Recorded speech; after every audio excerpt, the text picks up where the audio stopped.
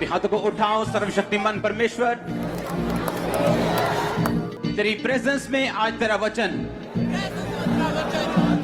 मेरी जिंदगी में 100 गुना फलों को लेके आए। आज जो कुछ मैं सुनो, मैं इसे अंदरूनी आंखों से ग्रहण करूं, वो देखता हुआ जो दुनिया नहीं देख सकती, ताकि मैं वो पा सकूं जो दुनिया नहीं पा सकती। सर्वशक्तिमान परमेश्वर,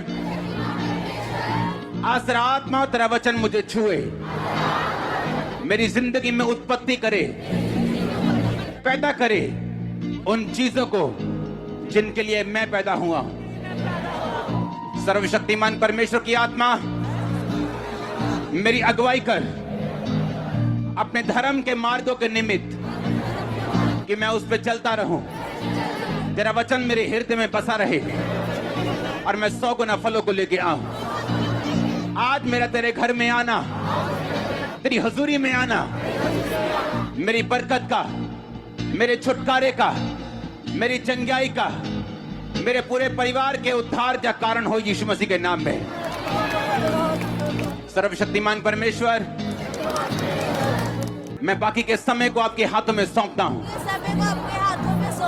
मैं जानता हूं तेरा आत्मा हमें चलाएगा और मैं तैयार हूं तेरी आत्मा की अगुवाई से चलने के लिए। बाइबल कहती, जहां कहीं परमेश्वर का आत्मा है वहां आजादी, वहां चंगाई। अपने दोनों हाथों को उठा, बोलो, परमेश्वर की आत्मा, मैं तेरा स्वागत करता हूं, धन्यवाद करता हूं कि तू यहां पे मौजूद है। कहो, परमेश्वर की आत्मा, मैं तेरा थैंक्स करता हूं कि तू यहां पे मौजूद है। और मैं विश्वास करता हूं, ऊंची आवाज में बोलो, मैं विश्वास करती हूं कि अगर तू यहां पे मौजूद है तो अपने वचन को पूरा करेगा, कि जहां कहीं परमेश्वर का आत्मा है वहां आजादी है। मैं इस आजादी को ग्रहण करता हूं, प्रभु यीशु मसीह के सामर्थी नाम में मैं मांगता हूं। आमीन। ऊंचा आशीष आपकी चर्च। अपने हाथों को उठाओ आज। आमीन। स्वागत है यीशु मसीह की प्रेजेंस में। मुझे पूरा विश्वास है आप सेम वापस नहीं जा रहे हो। बैठ जाओ अपने शरीर में, आत्मा में आप मेरे साथ खड़े हैं। अपने पड़ोसी को बोलो, बिना वचन तू चंगाई को भी संभाल नहीं सकता। बिना वचन के तू बरकत पा तो सकता है, लेकिन उसे संभाल नहीं सकता। बिना वचन के तू बरकत पा सकता है, लेकिन हो सकता है तू नरक चला जाए। इसीलिए वचन को सुन, ताकि तू बरकत भी पाए, तू चंगा भी रहे और तू अनंत जीवन का अधिकारी भी रहे। प्रभु यीशु मसीह के सामर्थी नाम में हम मांगते हैं। याद रखो, जिस दुनिया में आप रहते हो, ये दुनिया एक फेक दुनिया है। क्या ये दुनिया? ये एक नकली दुनिया है। और अब जैसे जैसे ये दुनिया आगे बढ़ती जा रही है, ये और नकली होती जा रही है, और करप्ट होती जा रही है, और अंधेरी होती जा रही है। और जितनी जरूरत आपको 2 साल पहले थी परमेश्वर की, अब आपको 10 गुना ज्यादा जरूरत है परमेश्वर की। अगर आप इमेजिन, अगर आप एनालाइज करें, अगर आप देखें अपने आसपास, इस महामारी के आने के बाद और जो घटनाएं दुनिया में हो रही उसके बाद, अगर आप एनालाइज करें, अगर आप देखें, अगर आप अपने दिमाग को चलाएं, अब आपको परमेश्वर की ज्यादा जरूरत है। इस फेक दुनिया में जो प्रमाण मांगती है, जो चिन्ह मांगती है, जो व्यभिचार से भरी हुई है, इस फेक दुनिया में अब आपको परमेश्वर की ज्यादा जरूरत है।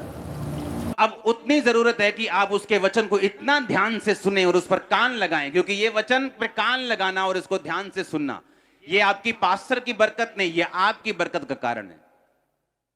अब जितना ध्यान आप 2 साल पहले लगाते थे, आपको उससे अधिक ध्यान देना होगा और उस पर चलना होगा। अगर आप उन चैलेंजेस से, उन चुनौतियों से पार आना चाहते हो, जो अब आपकी लाइफ में, जो अब इस दुनिया में, इस देश में, पूरी वर्ल्ड में जो चैलेंजेस, जो चुनौतियां चल रही है, अगर आपको उनसे पार आना है, आपको पहले से अधिक ध्यान देना होगा। पहला राजा 13 उसकी 28 और 29 आयत में लिखा, तब उसने जाकर उस जन का शव मार्ग पर पड़ा हुआ और गधे और सिंह दोनों को शव के पास खड़े हुए पाया, और यह भी कि सिंह ने ना तो शव खाया और ना ही गधे को फाड़ा।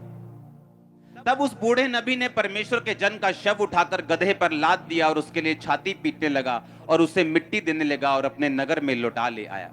बाइबल कहती है एक यंग प्रॉफिट, एक जवान परमेश्वर के जन को परमेश्वर ने कहा, जा और उस राजे को बता कि उसने पाप किया और मैं उसके घराने को खत्म कर दूंगा। यंग प्रॉफिट गया और परमेश्वर ने कहा, तू रास्ते में ना तो पानी पिएगा ना तो वहां रोटी खाएगा, जैसे ही राजा को तू मैसेज दे देगा तू वहां से वापस भाग के आ जाएगा, और जिस रास्ते से जाएगा उस रास्ते से तू वापस नहीं आएगा, कहीं और से जाएगा और कहीं और से आएगा। क्योंकि परमेश्वर को मालूम था अगर ये इस रास्ते से जाएगा और इतना बड़ा मिरेकल करेगा और वापिस जब इसी रास्ते से आएगा तो लोग हाय हेलो करेंगे, इसको बिठाएंगे, इसको खाना खिलाएंगे, इसको डिस्ट्रैक्ट करेंगे। परमेश्वर ने कहा जिस रास्ते से गया उस रास्ते से मत आना, किसी और रास्ते से आना, रास्ते में रोटी नहीं खाना, पानी नहीं पीना।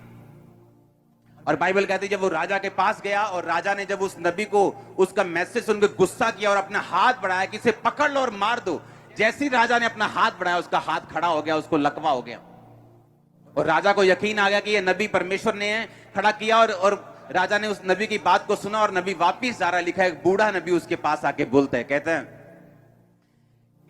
कहां जा रहा है? उसने कहा वापिस जा रहा हूं। उसने कहा परमेश्वर ने मुझे मैसेज दिया तेरे लिए कि आ तू रोटी खा और पानी पी। और वो डिस्ट्रैक्ट हो गया और उसके घर जाके उसने खाना खाया और पानी पिया और परमेश्वर का वचन पहुंचा, तूने मेरी आज्ञाओं को तोड़ा, अब तू जीवित नहीं रहेगा।